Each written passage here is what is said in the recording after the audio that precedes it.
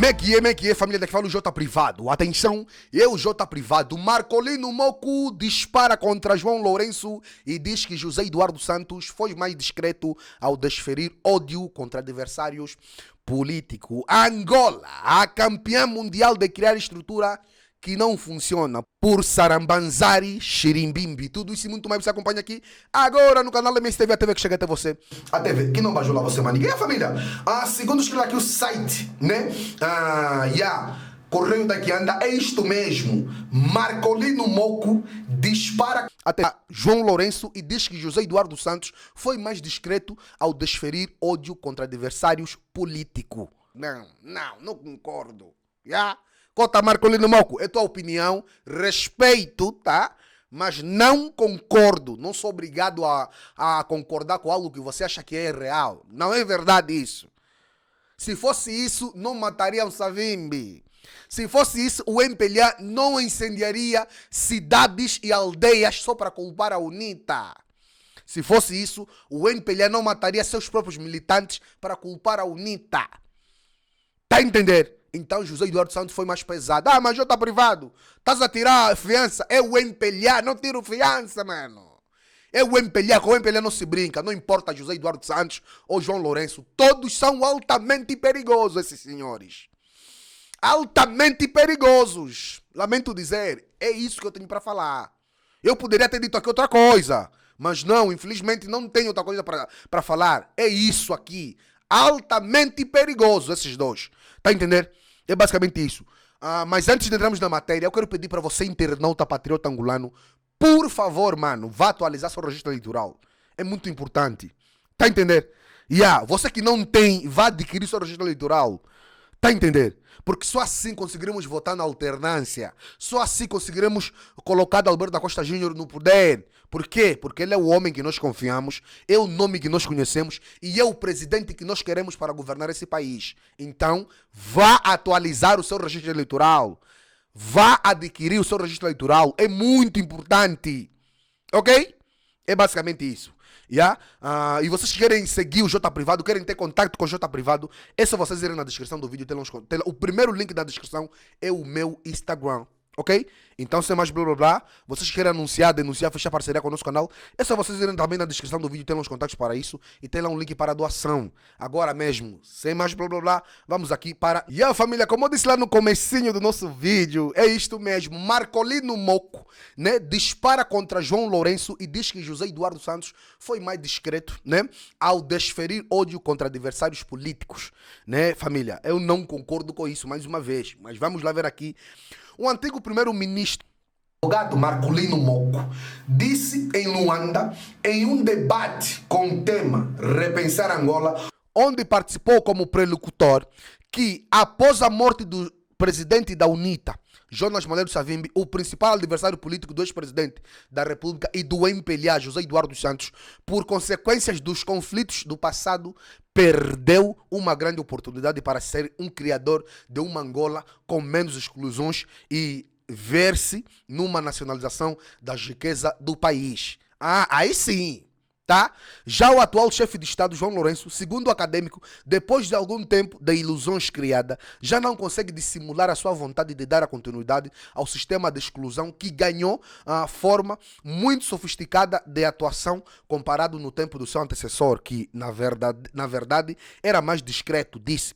Moco fez saber que é muito frustrante com este sistema que decidiu colocar todas as principais decisões nas mãos de um só homem, com todos os meios materiais, políticos, jurídicos e administrativos, que tem de ser glorificado por qualquer um, para que não seja conotado como marginal.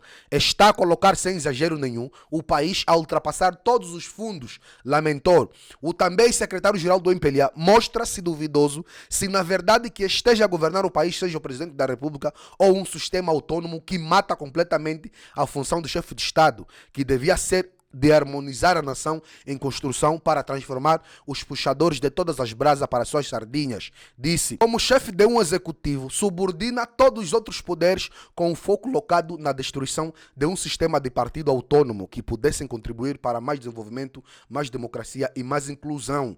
Marcolino Mocco finalizou dizendo que é necessário que se construa uma nação onde o cidadão, por pertencer a uma raça, religião ou etnia, não se sinta magoado, perseguido ou aterrorizado devido ao partido que ganhou uma eleição, porque, de acordo com ele, este Estado não pertence a nenhum partido. Fonte, né, Correio daqui anda família. É basicamente isso. Isso foi a opinião do nosso cota Marcolino Mocco. Agora, o site ainda Angola Clube K traz aqui outra notícia dizendo que Angola, a campeã mundial de criar estruturas que não funciona por Nsambanzari Xirimbimbi, né, família? E há uma vez fiz parte de uma equipa constituída por agente da SADC que estava encarregue de fazer trabalho em uma região, aí nos arredores de Luanda. Fomos de carro e a nossa caravana incluía uma ambulância. A dada altura, um zimbabueano, um dos integrantes da comitiva, feriu-se no dedo da mão. O indivíduo foi encaminhado para a ambulância, que não tinha nenhum dos utensílios e produtos utilizados para administrar primeiros socorros. Nada. Nenhuma legadurazita para tapar a ferida do homenzinho que sangrava. E o mesmo disse, de que adianta ter essa ambulância a nossa atrás se ela não pode ajudar-me na hora que mais eu preciso? Gritou o pobre homem. Quem é que não sabe que a disponibilidade de um kit de primeiros socorros é recomendada e obrigatória em uma ambulância? Fonte clubecapa.net por Nsambanzari Xirimbimbi. Vamos lá ver aqui a matéria completa, ok? Let's seguir. Nem sei se falei o nome dele certo. Em 2019, um relatório do Ministério da Administração do Território e Reforma do Estado revelou que havia em Angola um número excessivo e injustificado de institutos e organismos públicos, e que muitos deles só foram criados para acomodar as pessoas ligadas ao titular do ministério que promovia a sua criação. O mais caricato é que essa prática está longe de conhecer o seu fim. A lista de instituições que estão aí só para inglês ver é longa, mas de repente só me vieram à mente estas. No dia 8 de setembro do ano em curso, o ministro dos Transportes disse que o Estado gastou mais de 2 mil milhões de dólares para a reabilitação do CFB. Está aonde o retorno de tamanho investimento? O Instituto Nacional de Investigação e Desenvolvimento da Educação, abreviadamente designado por INID, efetua que pesquisas no ramo das ciências pedagógicas e da educação? O sistema de educação, no geral, e o ensino, em particular, em Angola beneficia o que com a existência do INID? O Arquivo Nacional de Angola, aquele edifício magnífico aí de fronte à TPA do Camama faz o quê? Os aeroportos do Luau e da Catumbela, que era suposto serem internacionais, recebem quantas aeronaves por ano? Os estádios, de Ombaka, em Benguela, Tchiazi, em Cabinda e Tundavala, na Huila, além de albergarem Capim, recebem quantos jogos de caráter internacional por ano? As lojas Nossos Super fazem o quê? O Centro Regional de Investigação da Produção de Mandioca em Malange, faz o quê? Aquelas câmaras do CIESP, Centro Integrado de Segurança Pública espalhadas por Luanda já ajudaram a esclarecer quantos crimes? Todas as indústrias, todos os setores, organismos ou instituições devem basear a sua atividade em normas e procedimentos. A norma estabelece as regras mínimas e aceitáveis a serem cumpridas para se atingir o objetivo proposto pela organização. Os procedimentos descrevem a forma como se deve executar as atividades necessárias para se atingir o objetivo proposto pela organização. Assim, qualquer indivíduo que trabalhe para determinada área deve dominar os fundamentos básicos do seu trabalho, deve dominar as normas e procedimentos do seu setor. Isso chama-se profissionalismo. O pessoal a nível da tomada de decisão deve criar condições para deixarem de existir atropelos deliberados às normas e procedimentos. Não há instituição nenhuma que funcione plena e efetivamente, com atropelos sistemáticos e recorrentes às normas e procedimentos que norteiam a sua atividade. Seria tipo qualquer um considerar-se jornalista. Mas o que é ser jornalista afinal?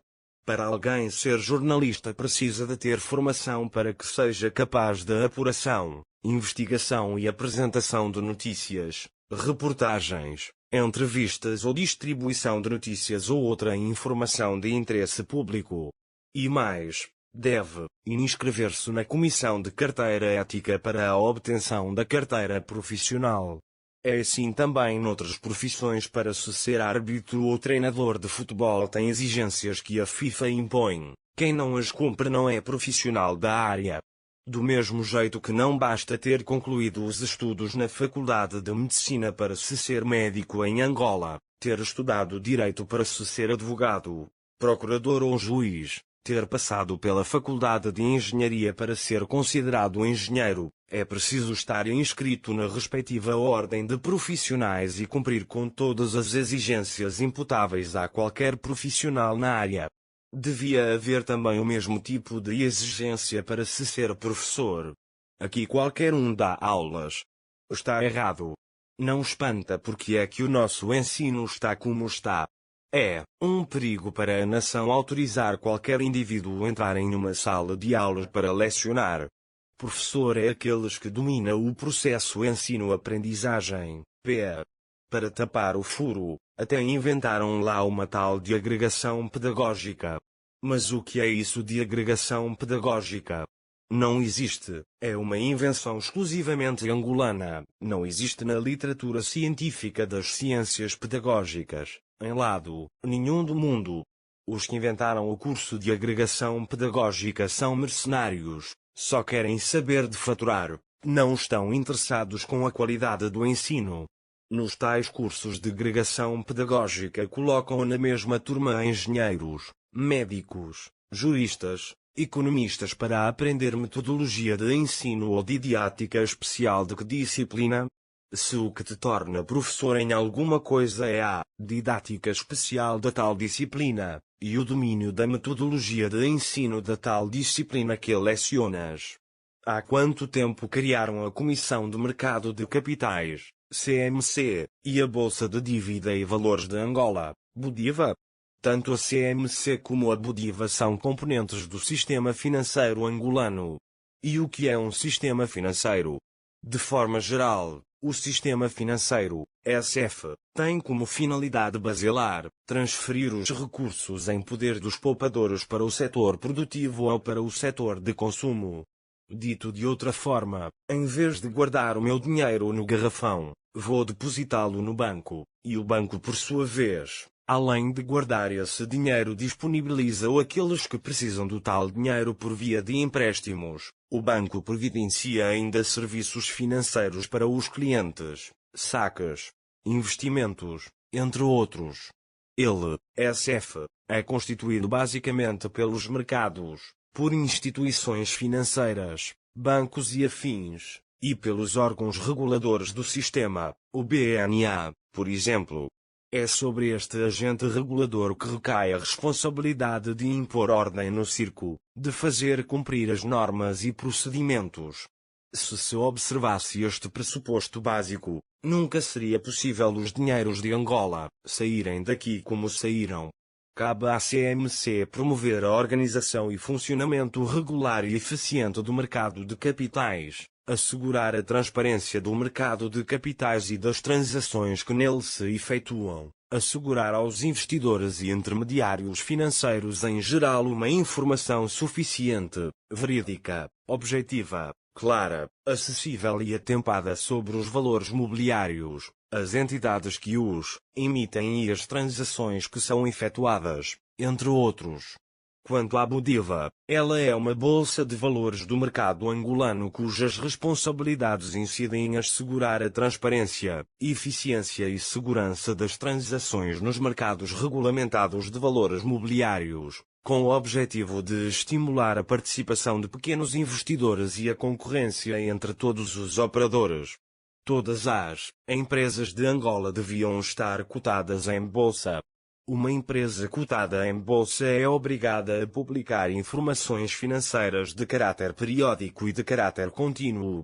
Assim, a Bolsa de Valores funciona como um ponto de encontro entre os investidores que querem vender e os que pretendem comprar os ativos financeiros. Ela também tem a função de estabelecer as regras de negociações com o objetivo de tornar o ambiente transparente e seguro para todas as partes envolvidas. Isso no papel é tudo muito bonito. A verdade, porém, é que muitas empresas do país não preenchem os requisitos básicos necessários para participar de uma bolsa em. A bolsa é também a potencial porta de entrada para investimento estrangeiro. Já lá se vão muitos anos desde a fundação do CMC, em 2005, e da Bodiva, em 2014, mas, pelos vistos, estas duas instituições ainda estão longe de começar a cumprir o papel para o qual foram criadas.